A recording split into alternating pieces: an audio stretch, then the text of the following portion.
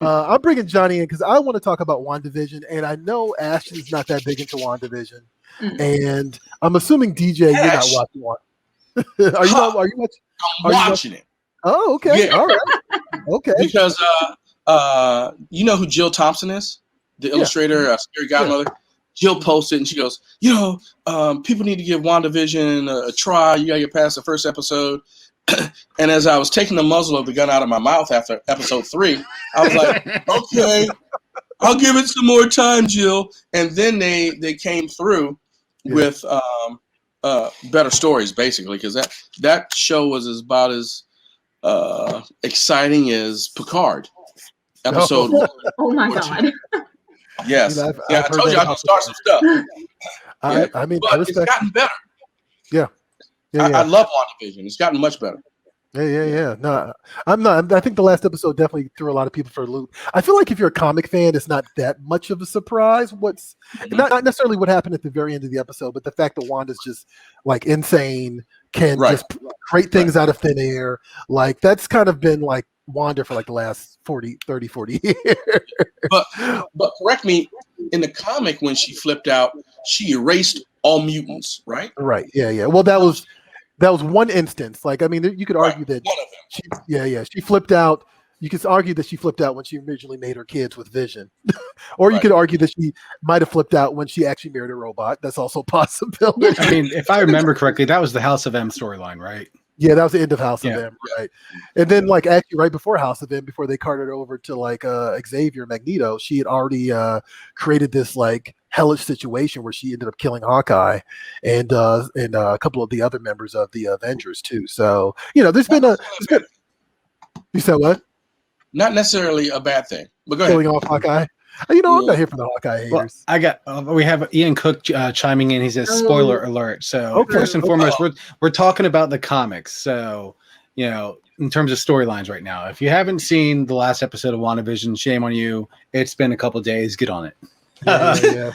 Well, just run away real quick or pause it or whatever until we're done talking about this. But if I need to throw up the spoiler, here we go. There we go. Spoiler warning, big red letters. There you go. So now, big twist at the end. Go for it, Johnny. What you got? No, so I kind of had a feeling that this was going to happen because I was trying to stay off social media, but then I saw one of my favorite artists, Tom Hodges, like posted something about WandaVision spoilers without context, and it was a picture of the 2 different Aunt Vivians from Fresh Prince of Bel-Air. I'm like, okay. Oh my God. I'm like, okay, I see. I had a feeling this was going to happen. I had a feeling it was, that might happen. But, all of a sudden at the end of the episode, I think it's 5 we're on now, Evan Peters shows up dressed as Quicksilver from the X-Men universes. Right. Yeah. The X-Men films, it is. And I mean, I saw this. I kind of wanted to break into a whole new world from Aladdin. Because it's just like a whole new world. I mean, everything has changed. This is exactly where the next phase of Marvel Cinematic Films begins. You have to lay the groundwork, and this is where it starts. The possibility of bringing in characters from the X-Men universe. Now that Disney owns 20th Century Fox, who has all the rights to X-Men, Deadpool, and whatnot. So many possibilities right now. I can't wait to see where this goes. Yeah. What about you, DJ? What was your takeaway from the last episode of WandaVision?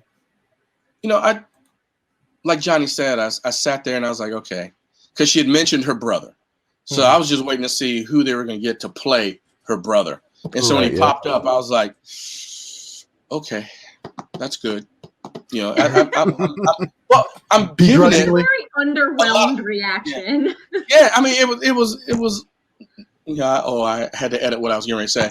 It was like they gave you the build up. It wasn't a big build up, but as soon as she mentions her brother, you're like, they're going to do Quicksilver. If they do Quicksilver, eventually they're going to do Magneto. And so when they brought Quicksilver on, and I saw this little pimple-faced kid, I was like, okay, I would have got somebody else to play him, but I remember him, and I was like, okay, let's see where this goes now. So I'm being optimistic. I think it's going to be good. I really do. I think the payoff's going to be huge. Like I have one dissenting opinion really about it, which is like I don't like the X-Men movies. I've said this before on the show to Ashton. Yeah. Like I like X2 and that's about it. Really, I can't really think of any. I don't even like the Wolverine movies. So I don't necessarily get the peanut butter in my chocolate scenario that's happening here. I feel weirdly about that analogy. Okay, sorry. I don't really. I feel uncomfortable, Troy. Yeah, I'm sorry. I just don't want Anna Paquin's Rogue and Halle Berry. God, they don't want Halle Berry's Storm. I don't even want Hugh Jackman's Wolverine. Like, I mean, look, they're all too old at this point. Like, not to be that person, but like Anna Paquin needs to chill. Like, Halle Berry's doing something else. Like, y'all, you can recast it; it'll be fine. Or use the people you were using before. Who was Storm in the new Age of Apocalypse? I can't remember her name. Yeah, she played Aaliyah in a TV movie, and I can't remember her name. But this doesn't mean anything. Doesn't mean you have to use any of those actors. Just the sheer fact that she's able to pull a different version of Quicksilver from outside from the multiverse. Right. You can easily recast anyone: Iron Man, Captain America, Thor, Bruce Banner, like any of the Avengers. Yes. Because Iron Man and Captain America, Robert Downey Jr. and Chris Evans have already said they're essentially out. Right, aside from any kind of like voiceover stuff they may be doing for the What If series that's coming to Disney Plus. So this right here says that, all bets are off at this point. So, Wanda has the ability to reshape reality. We've seen that in the comics because of No More Mutants in the House of M storyline. So, I mean, they've already introduced their sons, Tommy and Billy, who are Speed and Wiccan, if I'm not mistaken. So I still think that Mephisto is right around the corner in terms of what's going on, because in the last episode, Wanda said to Vision, "It's like, do you really think that I'm controlling everyone? And like, I'm making people walk their dogs, go to the dentist office. I'm not." Even when right before Quicksilver shows up at the door, she's like, "I didn't do that." So somebody is still behind the scenes pulling the strings. I think that there's a possibility that Catherine Hahn's character Agnes could be Agatha Harkness. I think that's a safe bet. I think there could be a twist, though. All those commercials that you see in each of the episodes, there's always a male and a female character played by the exact same actors. That female character that's in the commercials, that could also be Agatha Harkness, and maybe Catherine Hahn is just a red herring. Okay, all right. What if Darcy is Mephisto? Hey, I'm still rooting for that Darcy and Jimmy Woo X-Files spinoff that the internet is clamoring for. So, Ashton, DJ's so shady. Ashton, what is your hot take on? Give me your uninformed hot take on WandaVision before we move on. My uninformed hot take, as in I have literally zero information, and you want me to just say something? Yeah, that'll do. Okay, it's creative BS. I have nothing. I have no clue at all, other than I had no idea Scarlet Witch was that powerful. Like, I didn't realize that was a whole thing. Well, let me present this question to you, Ashton, before we quickly move on. What, in your opinion, is a bigger reveal?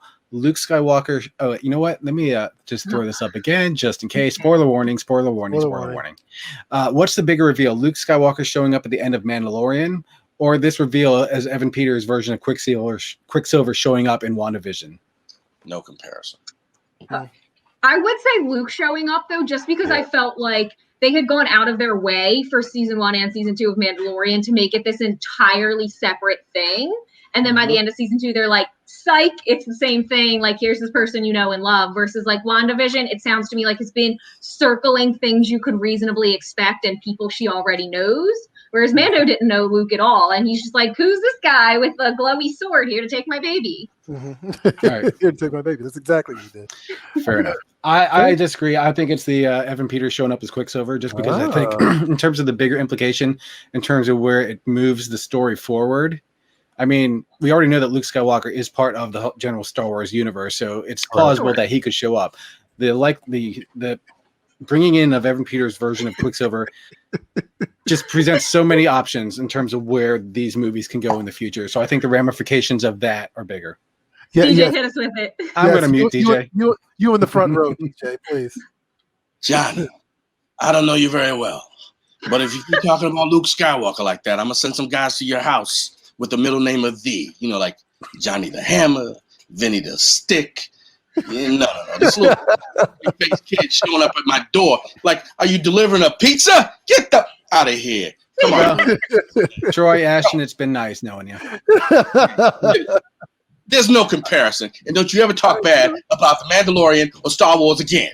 I'm not talking bad about it. I love that show. that. I'm just saying that the terms for me personally, the reveal is just You bigger Can I in ask you terms a of what it question, means. Johnny? Yes. Was Luke on your bingo card when they take Grogu and sit him on the little stone and he like reaches out to everybody through the Force and everyone's going through the list I'm in their not mind of who's going to bad-mouthing show it. up? That Luke is going to do it. Ashton, tell the story about the mini mates and let's move on. Johnny's getting beat up here. This is crazy. Yeah. I will pearl this show over right now. Actually, well, real quick, here you go. Let me segue to this real quick. Actually, so there was an article floating around that I thought was interesting because it kind of sort of involves our larger company. Supposedly there was a toy leak for WandaVision. There was a Twitter account that, and I'm getting this from CBR.com. There was a Twitter account shared an image of what looked to be the packaging for a new Minimates figure from WandaVision, showing art for Scarlet Witch and Mephisto toys. And it was called a leak, and the toy would have been the first look at a live-action Mephisto, a Marvel Comics version of the Biblical Devil, blah, blah, blah, blah, blah, right? Our sister company, Diamond Select Toys, who actually makes Minimates, debunked it. They were like, no, this isn't real. We're not working on this. Like, whoever made this is just a Photoshop mock-up.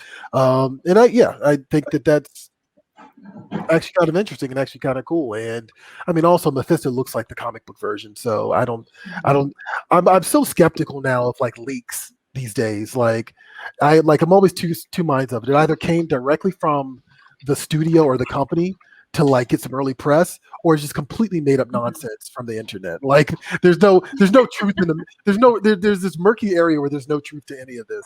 So yeah, I just thought that was pretty interesting. Mm-hmm. Yeah.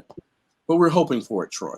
And you just dismantled all our hopes and dreams. Thank you, Troy. Well, I mean, I'm not saying Mephisto's not going to be in the show. I think Mephisto's definitely going to be in the show. Like I'm betting on that one. So, and to Johnny's point, I think it was Agatha said something about like the devils. One of the characters said something about the devils in the design or something like that. No, it was episode 2. It was the blonde housewife chick that's leading like the community meeting.